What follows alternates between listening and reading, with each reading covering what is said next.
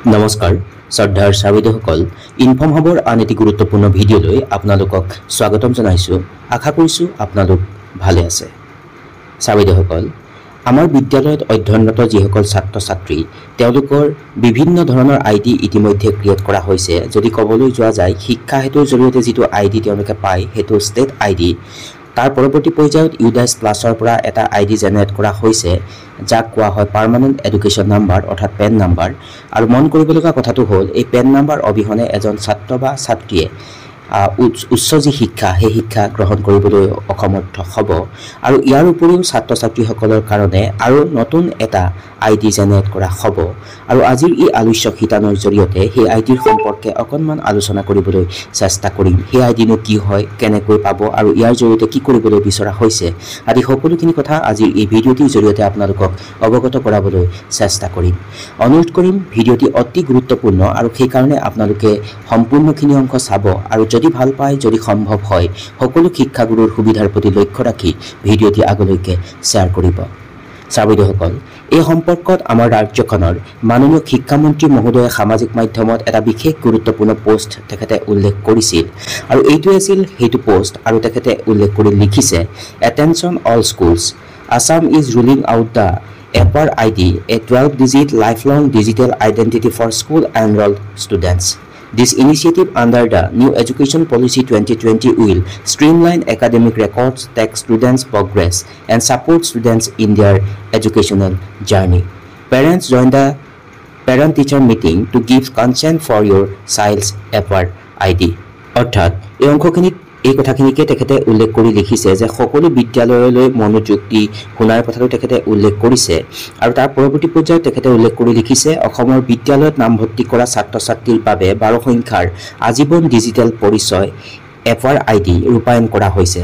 নতুন শিক্ষানীতি 2020ৰ অধীনত এই পদক্ষেপে শৈক্ষিক অভিলেখ সুশৃংখলিত কৰিব, ছাত্ৰ ছাত্ৰীৰ অগ্ৰগতি অনুসৰণ কৰিব আৰু ছাত্ৰ ছাত্ৰীসকলক তেওঁলোকৰ শৈক্ষিক যাত্ৰাত সহায় কৰিব।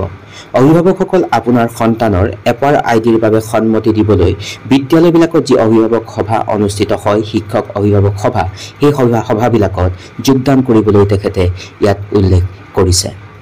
চাবিদসকল তাৰ পৰৱৰ্তী অংশত এখন বিশেষ গুৰুত্বপূৰ্ণ পত্ৰ আহিছে আৰু এইখনেই সেইখন পত্ৰ আৰু পত্ৰখন আহিছে office of the mission director সমগ্ৰ শিক্ষা কাহিলীপাৰাৰ পৰা আৰু তাৰিখ আছিল 19/9/2024 আৰু এই পত্ৰখন প্ৰেৰণ কৰিছে মিছন ডিৰেক্টৰ সমগ্ৰ শিক্ষা ডক্টৰ ওম প্ৰকাশ ছাৰে আৰু প্ৰতিখন জিলাৰ ডিষ্ট্ৰিক্ট কমিশনাৰ এডুকেশ্যন, প্ৰতিখন জিলাৰ ডিষ্ট্ৰিক্ট মিছন কোঅৰ্ডিনেটৰ আৰু প্ৰতিখন জিলাৰ ইনস্পেক্টৰ অফ স্কুলছ লগতে ডিষ্ট্ৰিক্ট এলিমেণ্টাৰী এডুকেশ্যন অফিচাৰসকললৈকে এই পত্ৰখন প্ৰেৰণ কৰিছে।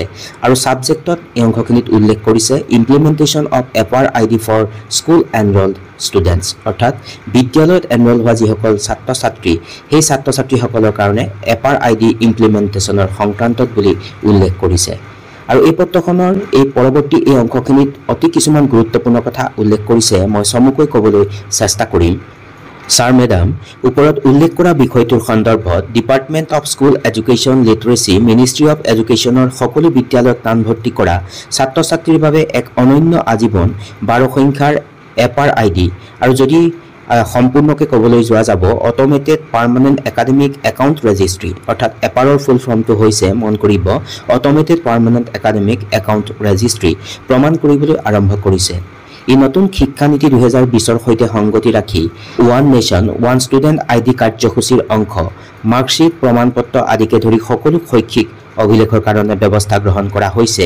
আৰু এই ছাত্ৰ ছাত্ৰীসকলৰ শৈক্ষিক অগ্ৰগতিৰ ঐক্যবদ্ধ অনুসৰণ, বিদ্যালয় এৰি যোৱা আৰু বিদ্যালয়ৰ বাহিৰৰ শিশু যি অনুসৰণ সেই অনুসৰণ হ্ৰাস কৰাত সহায় কৰিব।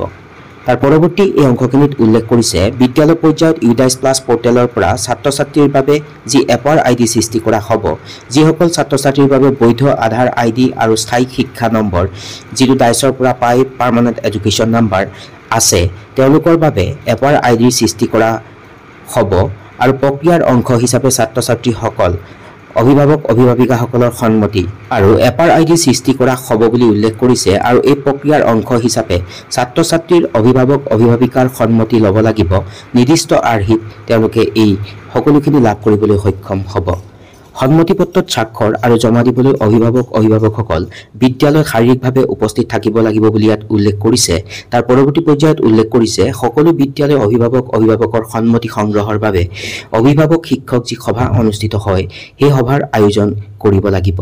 সকলো বিদ্যালয় অভিভাৱক আৰু ছাত্ৰ-ছাত্ৰীসকলক এপাৰৰ ওপৰত অভিমুখী কৰি যি শাৰীৰিক যি সন্মতি পত্ৰ বিতৰণ কৰিব আৰু স্বাক্ষৰত যি সন্মতি পত্ৰ লাভ কৰাৰ পাছত বিদ্যালয়ে ইউডাইছ পোৰ্টেল এপাৰৰ আইডিৰ পৰা পিছদিনা এপাৰ আইডি সৃষ্টি কৰিবলৈ পৰীক্ষা আৰু প্ৰমাণীকৰণ কৰিব পাৰিব। গতিকে বিষয়টো অতি গুৰুত্বপূৰ্ণ কাৰণ অধ্যয়নৰত ছাত্ৰ-ছাত্ৰীসকলৰ কাৰণে এপাৰ আইডি জেনেৰেট কৰা হ'ব আৰু বিষয়টো অতি গুৰুত্বপূৰ্ণ আৰু সেই উদ্দেশ্য আগত ৰাখি উপস্থাপন কৰিবলৈ চেষ্টা কৰিলোঁ আৰু আশা কৰিছোঁ আজিৰ এই আলোচ্য শিতানে আপোনালোকক উপকৃত কৰিব।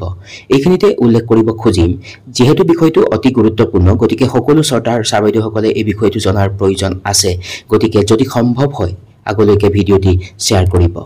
বিদ্যালয় শিক্ষাৰ সৈতে সম্পৰ্ক থকা আন এটি বিষয়বস্তু লৈ মই পুনৰবাৰ আপোনালোকৰ কাষলৈকে আহিম। চাই থাকিব ইনফৰ্ম হাব। সকলো ভালে থাকক। নমস্কাৰ। Take care.